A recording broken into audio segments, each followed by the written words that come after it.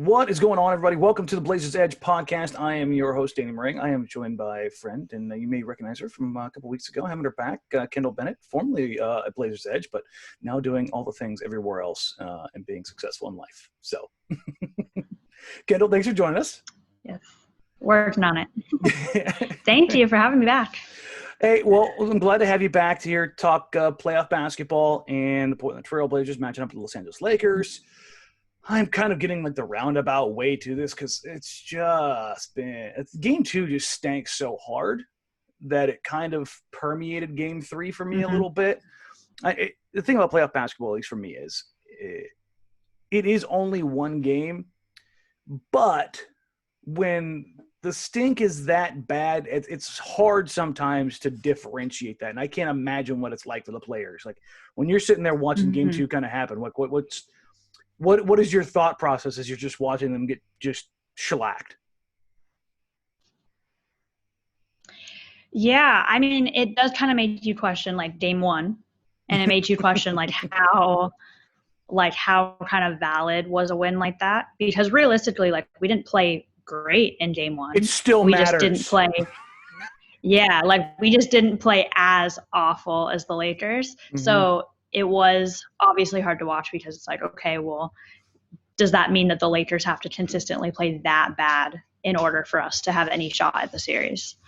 So that was kind of my thought process throughout it, of like a little bit concerned about that. Also seeing, I mean, we'll get into this more, but kind of seeing changes that they made in game one that were positive, and then in game two, they kind of threw them out the window. So then it was like, okay, so are you not going to stick with those things? And we'll talk more about that. But I don't think you're alone in the sentiment that the game itself was a bit of fool's gold. Perhaps I'm talking about game one.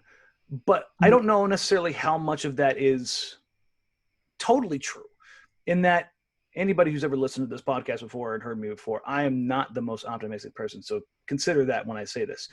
I think there were some good things to be found in game one. Game two was just righteously bad. There's no way around it. It's the kind of game taking shoot into the moon. There's certainly things you can take from it. Yes. But I think the vast majority of that was poor decision-making, but also not being able to hit the broadside of a barn. Looking at this Lakers team between AD and LeBron, you kind of have to pick your poison on which one's going to get you. In game two, LeBron didn't really get you, but AD did, to the point where it was, you know, and it wasn't like death by 1,000 cuts. It was death by 1,000 hand grenades. He was getting wherever he wanted, getting to the free throw line, just being, you know, a MVP candidate, you know, as one does. There's not a lot. He was very efficient. Yes. He played very efficiently, Game three, you had takeover, goated, you know, LeBron Twitter account stan game where he's just a absolute truck of a human being going down the middle of the lane. And that's, I think, when you look at LeBron James, his iconic moments aren't, you know, 30-foot pull-ups. They aren't step-back fadeaway jumpers. I'm going to be a force of will that I impose on your entire defense for 4 quarters, and I'm going to dunk, I'm going to spin, I'm going to drop step, I'm going to Euro step, I'm going to go through contact, I'm going to finish at the rim over and over and over again, and there's not a damn thing you can do about it. When those two things are firing at the same time, LeBron and AD, it's very problematic. But Portland made a change, and this is the first thing we'll kind of take a look at to start game three. And I thought it was interesting that it went to it right away, and that was starting Hassan Whiteside and Jusuf Nurkic together. What was your first impression from the start of that game, how the cycle of the rotation went, how they kind of handled the entire situation, and would you continue to do it going forward? Yeah, I mean, I think obviously – like the reason that's happening is because Zach is out. So if Zach was there, obviously I would not want to see that happen. I wasn't upset about it, but I don't know, I felt kind of mixed on it because I felt like there were moments where I was like, okay, this is really working. And then there were also moments where I was kind of like, okay, maybe not. Like I felt like I was going back and forth. Like I didn't really have a strong feeling one way or the other. What about the Hassan Whiteside effect? But yeah, basically as we know from last time, my entire thought process on him. Yeah, I mean, I feel very mixed. I think it just depends because I think that even with those two players, sometimes they are very inconsistent in themselves at times. So Yeah. it's hard to kind of be like, oh, yeah, I really want that to happen. It's like, well, it depends which version of them that we get and whether or not I'm going to like that lineup. So, yeah, I mean, I feel honestly like I know it's probably a bad answer, but like I don't feel super strongly one way or the other on that just because I think like it really just depends on, you know, how they handle it. Yeah, I get that to an extent. I'm to the point where I love Wenyen Gabriel. I love the energy he brings. I love the competitiveness. They're not going to let Wenyen Gabriel play defense on Anthony Davis. He had a good, solid, probably 5-6 minutes in game one where he was physical as hell with AD, and it seemed to definitely bother him, get him off his game. Wenyen put AD on his butt a couple times to start that game. The message was sent to the league office that Wenyen cannot be allowed to be that physical with AD, and that's what leads to the parade line to the free throw line. And I would like to see Wenyen get a bit more of an opportunity, but I understand why they go with Nurkic and Whiteside, why they continue to go it. To be honest, even if Zach was healthy, I think they would flirt with the idea of Hassan and Nurk at the same time, if for no other reason to say, okay, Lakers, we know you can't shoot consistently. Let's wall off and do what we can here. The problem is, have you ever seen anybody wall off for an entire game, let alone a series against LeBron James? I haven't. Yeah. So it's I mean, that's really what's tough about it. So you don't really know what you're going to do with that. But if you put it into a team scheme, with those two in there, you're kind of operating under the idea that you're going to make some mistakes and you're going to allow some threes, and you just want to try and limit the Danny Greens and Kentavious Caldwell-Popes of the world from getting really clean looks. Danny Green channeled former Danny Green and was actually successful in knocking down threes in Game 3, which, again, is problematic. Yeah, he actually did what he was supposed to be doing. Danny Green did a really good job of pretending to be Danny Green for a game. I really wish he would not do that kind of going forward. But the damage that was done wasn't that bad. I mean, where it becomes problematic is LeBron has one of his 3-point games where he goes 4 of 8 from 3, and he knocked down more than anybody in that game. But you get 2 more from Green. You get 3 more from Kentavious Caldwell-Pope. None of the other guys showed up and did anything. Morris, Kuzma, Caruso. I think Caruso hit 1. But I think you have to at least live with the fact that the Lakers shot 33% from 3. That's probably about as good as they're going to get. Like, they're not going to go leaps and bounds above that. Where they've got to be better is that interior defense. What's been kind of your takeaway from the overall scheme and effort and implementation of what we've seen defensively so far? Yeah, so going into the series, obviously the big thing was like, we're not a team that plays a lot of zone defense. Mm-hmm. And going into the series, obviously that needed to happen. And in game 1, they did play zone every once in a while. Like, it wasn't a ton, but they did. And that was when they tend to be the most successful against the Lakers. That is, in my mind, like, that is what they need to do in order to be successful against them. And in game 2, that completely went out the window. And then in game 3, like, it really wasn't there a whole lot either. So that was kind of one of those things where I was saying, like, in game 1, they made that change of we're not a zone defense team. They did it in game 1. It was successful when they did it. And then they just kind of threw it out the window again. So that confused me. So I'm like, I don't understand, if you saw that it was successful, why did you now stop doing this in the other games? So that I'm hoping moving forward, that's something that they recognize and do, like, implement that more. But that's really the biggest thing for me is that, but then as well as fouling, obviously.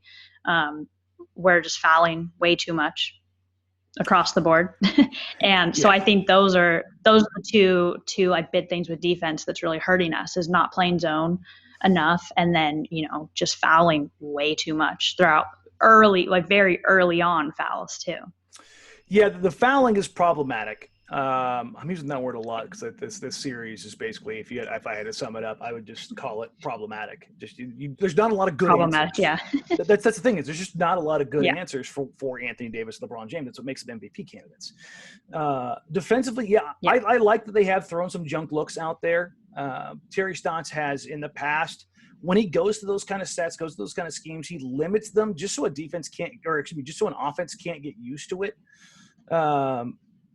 The other part of it is it requires, especially if you're doing it with Nurkic and Whiteside and Carmelo Anthony, you have three guys out there who, for lack of a better purpose, are anchored to the paint. They don't want to go outside the paint. They don't feel comfortable out there. They don't move their feet out there well. Yeah. Their first natural inclination is, I want no part of this. Let me drop back to where my comfort zone is, where I can protect the rim and use my big body.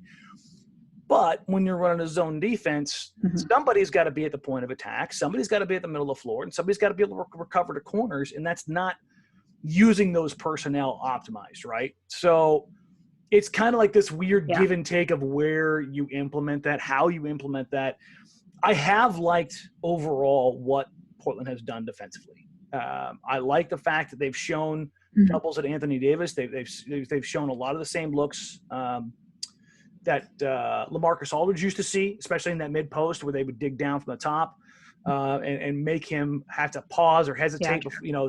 They're waiting for that first dribble, kind of digging down hard, showing when he catches on the mid post or on the baseline on a deep post. They're getting down with a full double quickly, testing his passing instincts. And the Blazers have gotten a few deflections, gotten a few steals out of it. The one thing I would question is doubling LeBron James. That can be dangerous.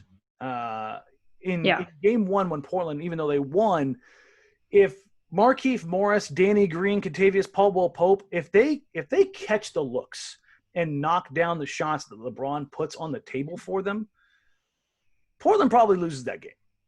That's the reality of that. But the flip side is Portland isn't down, 23 free throws at halftime in game three. Portland maybe looks a little bit better and feels a little bit more comfortable, and they're able to weather the storm a bit more proportional in that god-awful third quarter, which I don't even know I want to talk about third quarters, because I'm so sick and tired of crappy third quarters. What's your theory on god-awful third quarters? I want to hear it. Well, why are My they theory? happening? Yeah, why are they happening? What is causing them? I need you to give the answers right now. Yeah. I don't know if I have a theory. Because I feel like what's crazy no nothing, like nobody's spiking the water. Oh, well, what's crazy to me is I feel like I forget which season it was, but I feel like a couple seasons ago it was the opposite, where I felt like we were stronger in third quarters a lot of times. Like we'd come out after halftime and we were strong. Yeah, it was the first quarter so they were a disaster. They would have a poor start, and then third quarter they come out and drop a 40-point quarter.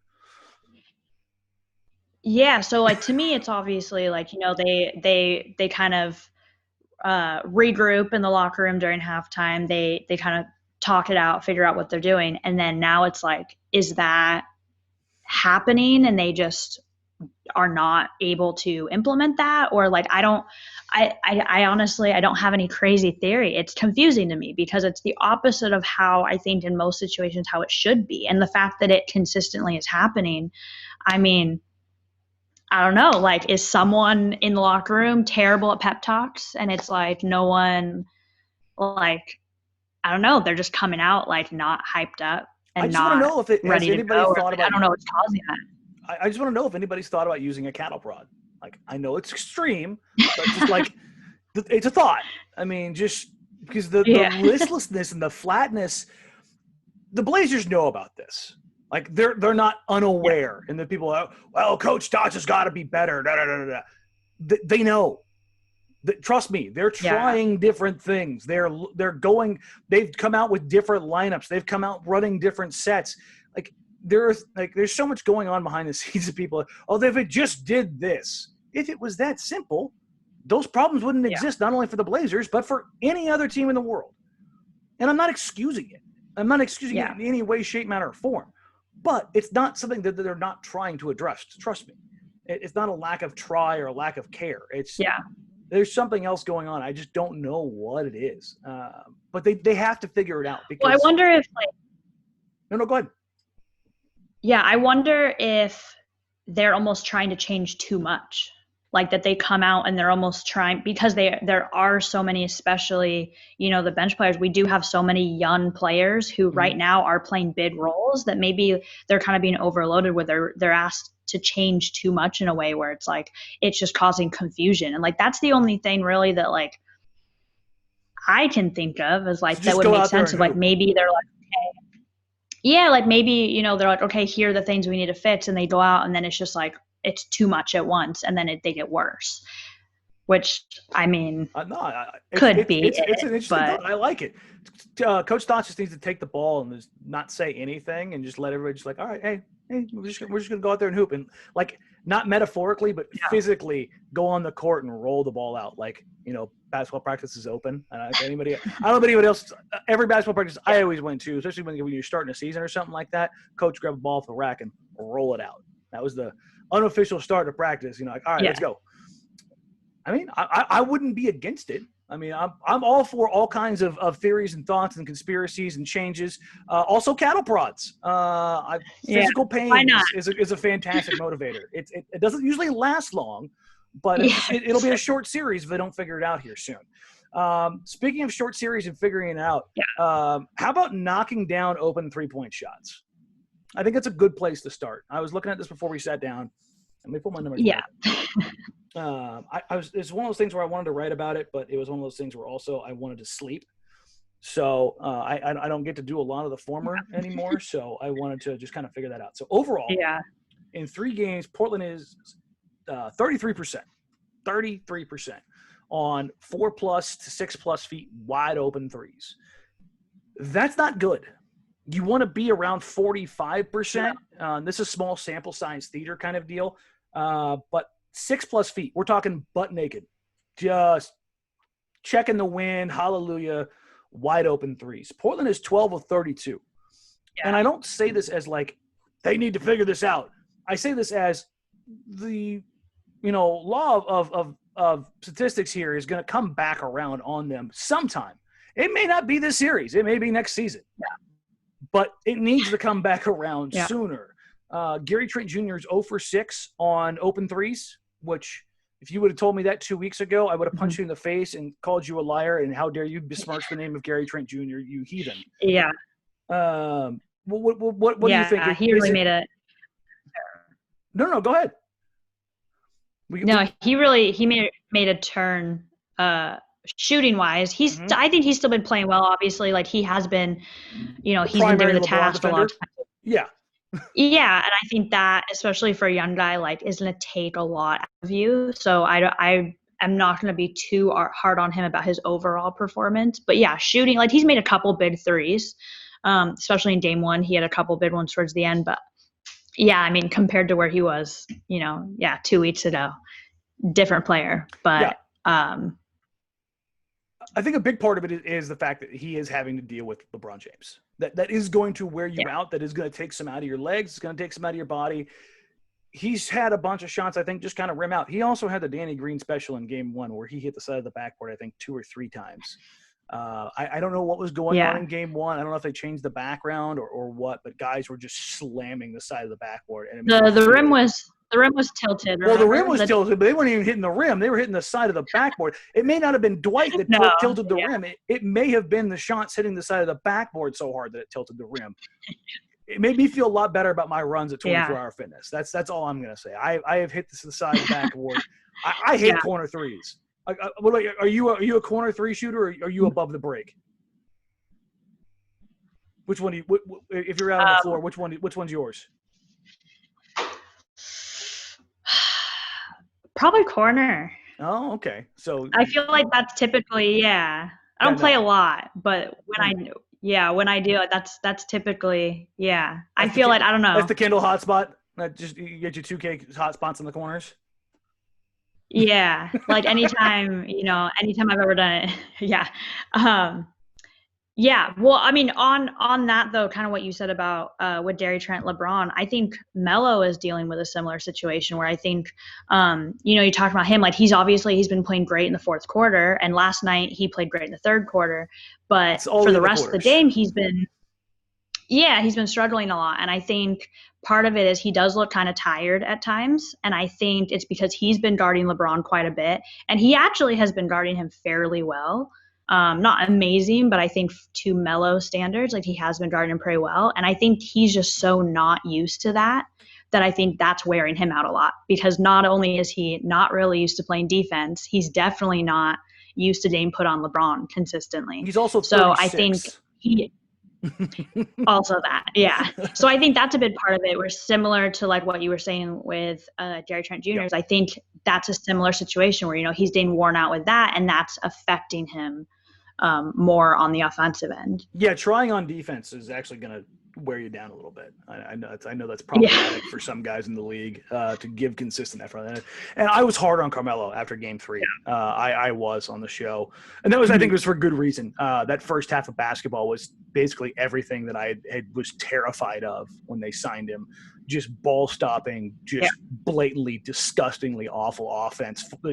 He got so caught up in the back and forth, looked off Gary Trent Jr. twice, looked off CJ, just maniacally bad. And then he gets a little run going in the third quarter, and all is forgiven. It's like, no, man. Yeah. I'm looking at everything up and down. He's got the worst plus minus on the team. He's shooting under 36% from the floor, not from three, from the floor. Like, spot up Melo, the guy that was doing really well in the bubble, who would every now and then take advantage of a mismatch on the low block and not 16 feet from the hoop. Like, he took all of that and shot it into the sun. And it's been frustrating. Like, he hit a big three in Game 1. Cool. I'm worrying about the other 35 minutes.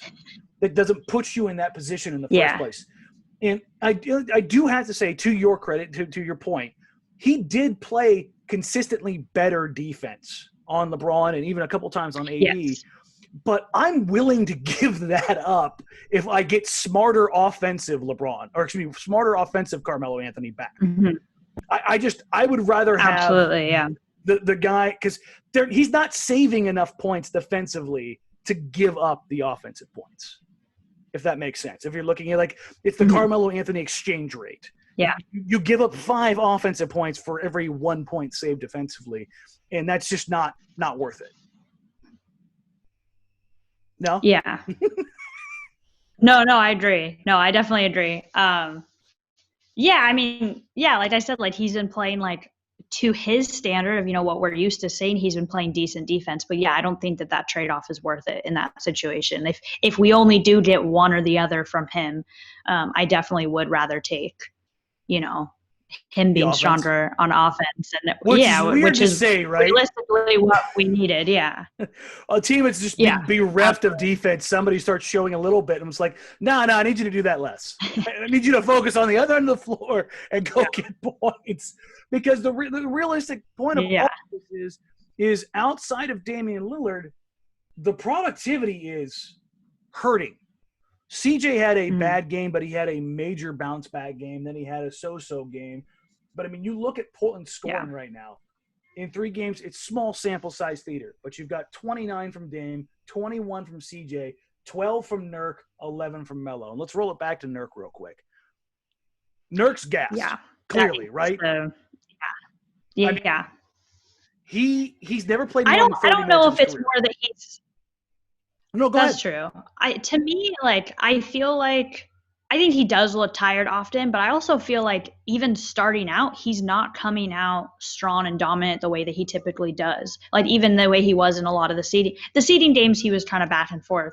But the times when he did come out really strong, like, we're not really seeing that. So I think that part of it is towards the end of the game, he is getting tired. But I also think, like, he's just not playing well from the beginning. He's getting a ton of fouls right off the bat. They have to pull him out. He's just not playing the way that he needs to be from the very beginning?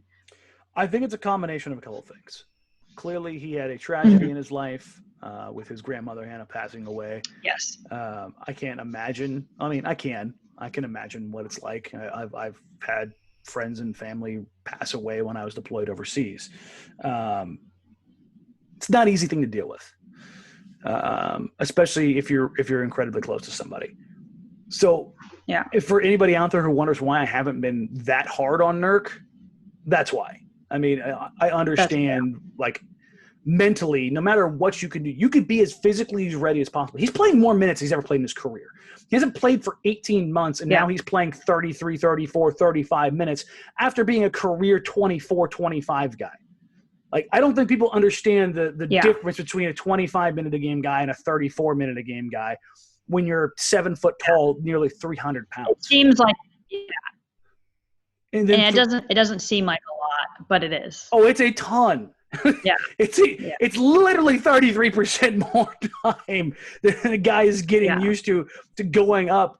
And it's just, you throw on the fact they're playing every other game, and so is everybody else. But not everybody else had a family member die. Not everybody else has been out of basketball for 18 months. And yes, he did his conditioning and got ready and all those things.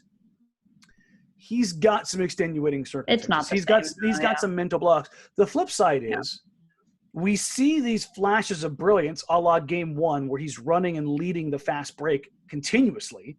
The offense is running through them. He's affecting things on both ends.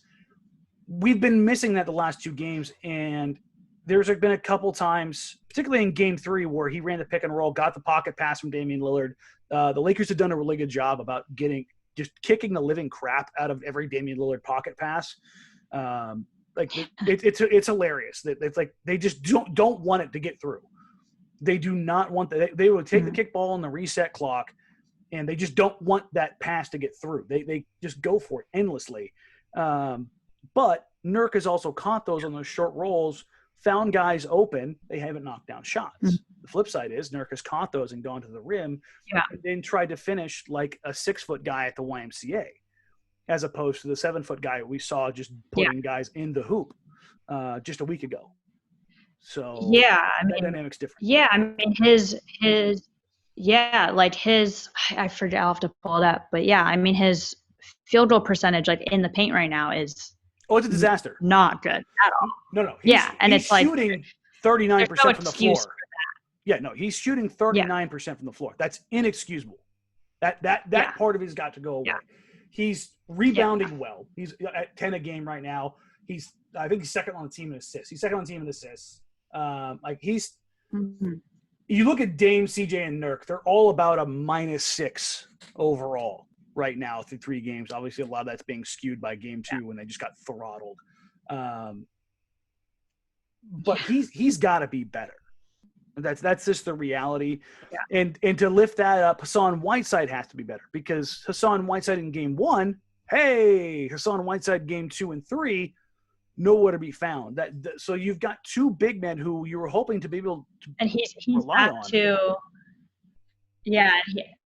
Absolutely. And he's back to, not to go back to my hatred, my hating on him. No, he's settling for shots. I already know where you're going with this.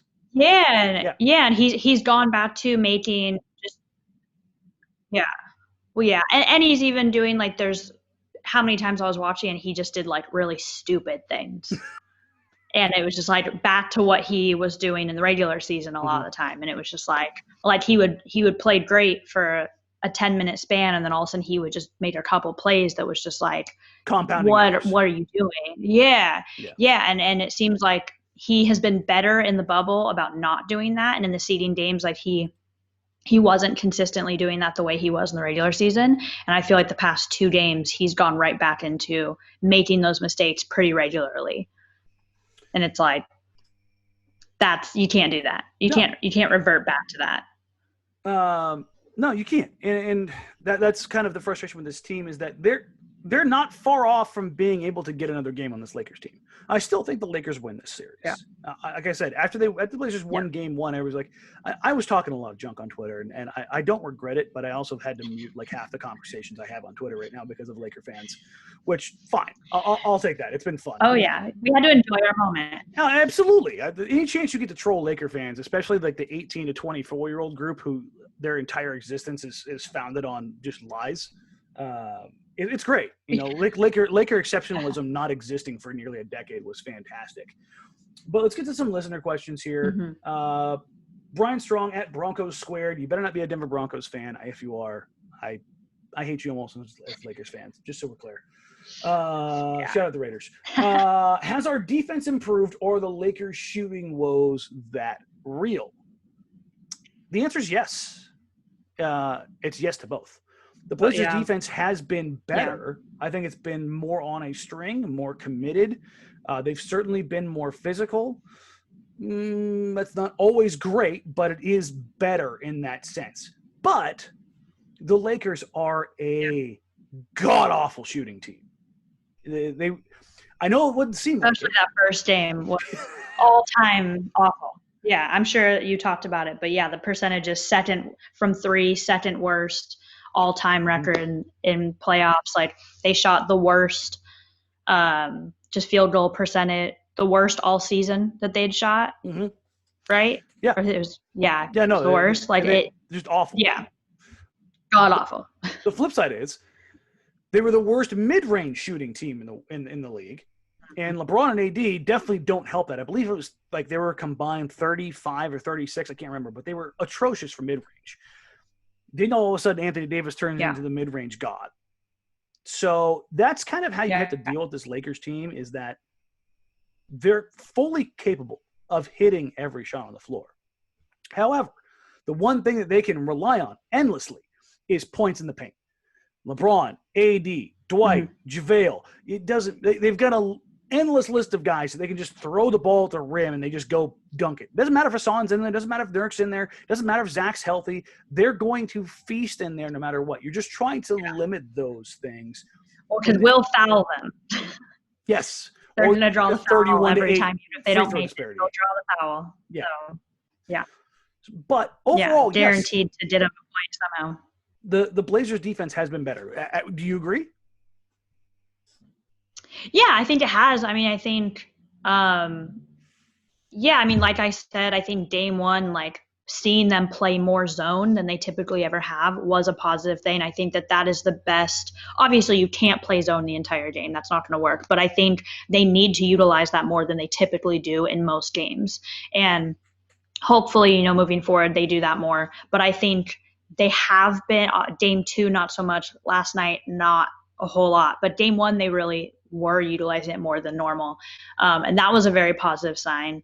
As well as, like, I've been pretty impressed with CJ's defense, even just in the seeding games in general. I think that he's had some moments that's not been great, but I think overall, like, he's played some pretty good defense, which is not – he has the past season he has been playing better, but I think that I've noticed it a lot more, in the seeding games and in the playoffs now. Like, he has been more consistent, which I think him as an individual, that's huge. But yeah, I think overall it definitely is it is better. The fouling obviously is a huge problem, but I think the defense as a whole has improved and has gotten better.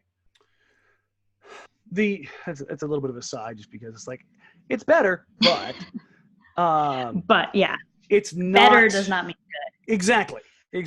Just because it's better doesn't mean it's all of a sudden workable. There are certainly things that need to be cleaned up, and this is kind of leading me to this next question. It's from OGXG fan, NBA commenter. Why haven't the Blazers started Trent yet? In my view, they've got to optimize the offense and put as many shoes on the floor at a time as possible. I will tell you one reason why. I'll give you two. Anthony Davis and LeBron James. If you start Carmelo Anthony at the 4 with Anthony Davis at the 4, good luck. There aren't enough points in the world to score. It just aren't. He will eat him up endlessly. There's nothing there. Yeah. There's no. Yeah. Well, maybe you should start Gary Trent Jr. and Whiteside. Okay, cool. Well, I'll go on record saying it again. No, you can't, because a promise was made to Carmelo Anthony. Carmelo Anthony is starting. That hasn't changed. That hasn't changed once, no matter what has happened. So until that gets through people's head, I'm just going to keep repeating that. Carmelo Anthony is starting. Yeah. Also, I don't know how effective against the Lakers would be to have 3 small guys and then 2 7-footers. Like, I think there needs to be someone in the middle. Yeah, like I think with certain teams that could work. I against the Lakers, like I don't think that would be a smart decision at all. But, well, you're putting Gary Trent Jr. on LeBron James basically for 30+ minutes then, and then you're putting Carmelo Anthony on Anthony Davis for probably 25+ minutes. Then when Whiteside comes in and AD goes to the 5, you've got Whiteside on Anthony Davis. This sounds like a lose scenario, and I just I get the whole like I want to start Gary Trent Jr. I do. Yes. They can't. Just not in this. They can't. Yeah, they can't in this series. It doesn't. Going forward, I mean, going forward, like if things work out and we end up playing most likely the Rockets, like that's a team I could see that working a little bit better against. Yeah, but even then you could go with Carmelo at the 4 and be fine because he's matching up with like Eric Gordon at the 4 or PJ Tucker at the 4 or Robert Covington at the 4. Yeah. Like it's some weird combination. I saw NBA 2K changed Eric Gordon's positioning from point guard, shooting guard to shooting guard forward the other day, and I was like, Eric Gordon's like 2 inches taller than me. How the hell is he a forward in the NBA? It's a weird world. Yeah. I had a Laker fan, a decent one, they do exist, ask me There's a couple, yeah. I know a couple. Question. Let me see, where'd it go? It was asking as a Laker guy, what do you think is the Blazers' best answer to the lineups with AD at the 5? That's from Phil Sizemore. Phil, you get 1. Everybody gets 1. So there you go. I think it's doing what they're doing now. As much as I'm not fully here for Carmelo Hassan at the 3-4, or excuse me, Carmelo Hassan at the 3-5 with Nurk at the 4, you're kind of dealing with the cards you're dealt with them not allowing Wenyen to be physical at all. But I think it was the 1st, the 2nd, and the 4th, if I remember correctly. The Blazers were in the penalty with over 6 minutes to go in each quarter. That's how the hell are you supposed to defend LeBron and AD when you're in the penalty that soon? That's 15 fouls just like that. Like, so what you've got to do is just put as much length as you humanly possible out there, and a lot of prayer, maybe sacrificing a small animal, some sage. I don't know. Anybody else got anything? I'm all ears. I am like, listen. There's only so many schemes and game plans that you can put out there that matter when you're talking about all-world players. Like, I mean, are you seeing anything different or that that they should be doing? Is there anything that you want to see them try as far as lineup construction, rotation, substitutions to handle AD and LeBron? As far as lineups, no. I think we're kind of doing, like you said, we're doing what we can. What I personally think needs to happen, or something I at least would like to see them try, is I think they need to turn LeBron into the primary scorer. Like, I think LeBron is the most dangerous when he is facilitating the plays and he's doing all that. And because LeBron is that player who he makes everyone around him better. And even though, like, yes, that team is not deep, they don't have a ton of great shooters or anything, he is, at least the last couple of games, like, he has been able to pull that out of those people at least a little bit, enough to win. So I think if you shut down that and turn him into the primary scorer and make him shoot more, like, yes, he's going to get a ton of points, driving to the rim. He's going to get all those points. But if you make him shoot primarily, he's not going to make as much as if he's facilitating. He's not going to get as many points for the team as a whole. And I think that would be a way to kind of, like, just shut off everyone else and make LeBron just kind of do his thing and just shut off everyone else and make him, like, he can't facilitate things. He needs to just be the primary scorer. You're onto it. That's the same thing I said kind of coming into the series. And I know Portland lost game 3, But let's take this quarter by quarter real quick. Portland won the first quarter by 4. They tied in the second quarter. Yeah. They lost the fourth quarter by 1. Third quarter, 40-29. That's the quarter. It wasn't that the Blazers just fell apart or the defense or the offense. That it was the Blazers playing sloppy, not hitting open shots. Because all of a sudden, the Lakers were grabbing and going. Open look, transition, open look. When you don't control the pace, the easiest way to control the pace in the game isn't to take your time on shots. It's to make shots. Make the opponent pull the ball out of the basket, get your defense set on the other end. Blazers, in general, transition, offense and defense, is awful. It's the worst in the league. It's what it is. And it stems from the fact that the only positive is Dame hitting his deep threes. That's the only transition that we see that's ever successful. It's either the early pull-up from deep or him as the trailer, in which we saw in Game 3 when CJ found him. He gave a little pump fake, checked the wind, and hit the trailer 3. Yeah. That's the Blazers' transition offense. We've seen Gary Trent Jr. get a steal and try to go the other way. Guess what he did? He looked over his shoulder, waiting for LeBron's chase down block, looking for AD, looking for that length to come up from behind. Why? Because Portland doesn't have these 6'8", 6'9", freak wing unicorns, whatever the hell you want to call them, who get out in transition and get you basically a guaranteed 2 every time. So with that, you've got to control. Imagine if we had Ariza right now. He is. I mean, realistically, it's so crazy to think that Ariza could, no kidding, be the difference between the Blazers being, down 2-1 to being up 2-1. Rodney had 2 to an extent. Yeah. And again, they aren't massive. They aren't massive changes, but they're incremental enough to probably have swung one of these games. That's the reality. Probably not game 2, because I think that one was kind of written in stone. That was, I don't think we could have, not a whole lot could have helped us in that situation. But again, when we take a look at this at game 3, it was within Portland's grasp. And everybody can complain about the officiating. It was crappy, but they could have controlled things a lot better by being more aggressive and putting the onus on the officials, which Dame tried to do, which is why he got the line. 14 times, I think is what it was. 14 free throws. The rest of the team got there for 5. 5. That's what happens when you flip a shot up at the rim or settle for a fadeaway or a contested hook shot or a step back leaning fadeaway because you wanted a ball stop for 8 seconds on a possession. Each one isn't that bad by itself. But again, compounding errors. And against a team like the Lakers, they're so good with those 2 guys that they can make up for just stupid play after stupid play, both their opponents and their own. And the Blazers, they're just a step below that. So they've got to be tighter. They've got to be better. They've got to be more consistent. And with that, let's kind of throw it forward into game 4. This podcast we're recording here Sunday night. I'm probably going to put it out here either Sunday night or Monday morning, depending on how tired I get. And with that, when you look at game 4, what do you want to see? I mean, everybody wants to see a Blazers win, but what are you looking for? Yeah, I mean, I think it's all the different things I've talked about. It's, trying to figure out like hitting open threes, getting back to making those shots. But then on defense specifically is stop fouling constantly, especially early on. I want to see more zones earlier on or just throughout the game, like we saw in game 1, see a little bit more of that.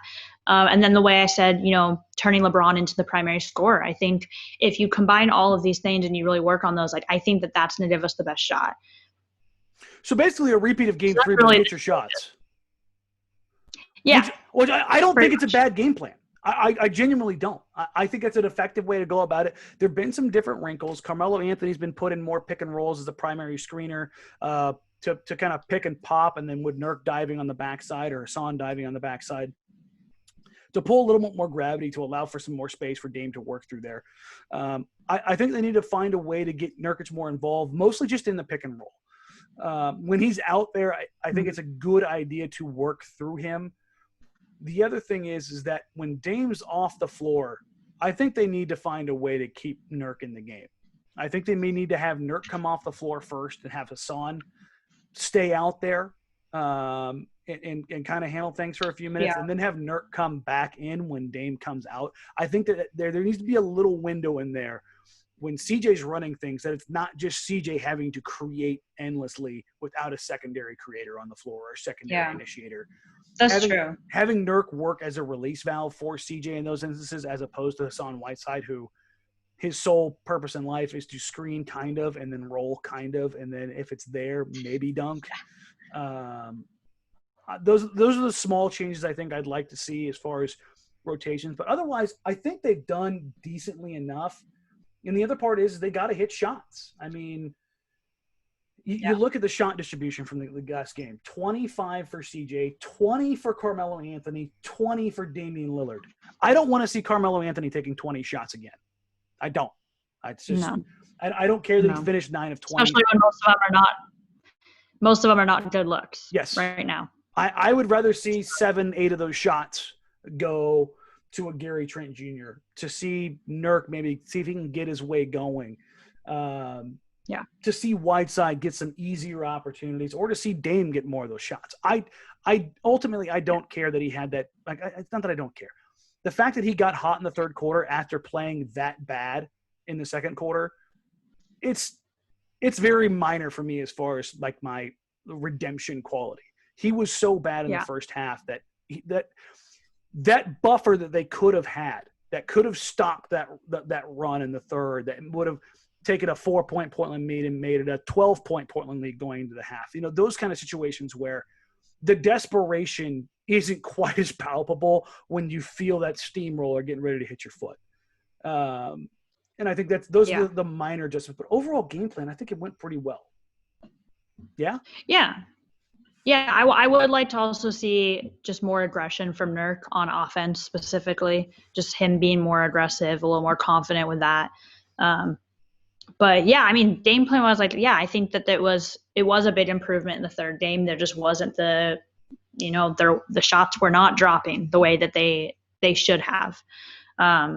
So, hopefully, like to think they got that out of the way. Like game 2 and 3, they kind of, okay, here are 2 games to miss all our shots. And now game 4, they're going to come back and hopefully, be a little more normal to their standard of, hitting shots and just being consistent. Because, there's so many players on the team who on any given night can get 20 points.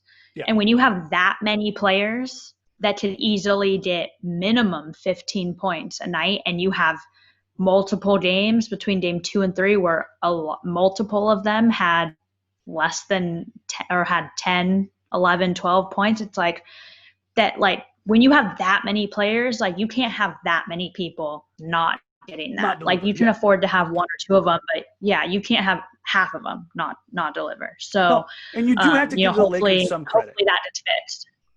Yeah. I mean, they're playing good defense, but I've also seen people out here who were sitting here chanting for Alex Caruso after Dame cooked him in the first half. He put the clamps on Dame in the fourth quarter, and I'm just sitting there watching. And I'm like, no, he just missed shots that he normally hits, and he still finished. Let me squint here real quick. 8 of 20, 5 of 11 from 3 for 34 points, 7 assists, 5 rebounds, and I'm like, that's clamps, huh? I'm not really feeling that one, but. Listen, you gotta give Laker fans something because they've had nothing for a decade. All right, so they love Alex Caruso more than I will ever understand. It's weird. It's like having a fascination with an ugly dog. Yeah. Can the Blazers get one of these next 2 and force a game 6? Yes, absolutely. Will they? I've been saying, I think they will. I think that Dame is very similar to LeBron in my mind. Let's call him Luka for tonight. Let's call him Luka for the night. Just to give him that Luka magic. Yeah, maybe he'll hit a game winner for us tomorrow. But we won't mention your former employer here. Oh yeah. I'm okay with that. Especially after all the stuff that happened in the seeding games, and I was kind of like, okay, I'm less inclined to root for I think that I completely got off track. I'm good at derailing things. Yeah. Yeah, I mean, I think that Dame is one of those players that, like, as long as he is involved and he is there and he's playing, like, I'm never going to count them out. So I think like fair. Similar to LeBron in that sense. And like he's one of those players that like at any given time, like he can take over and win a game. And I think especially, you know, with everything that's going on, like Dame is not going to just go out quietly, especially considering they have already won a game and they know like, okay, yes, obviously the Lakers played terribly, but like they know that we're still capable of winning the game. Yeah. Okay, yeah. So I mean, it's like still thinking still Lakers no. in 6? So,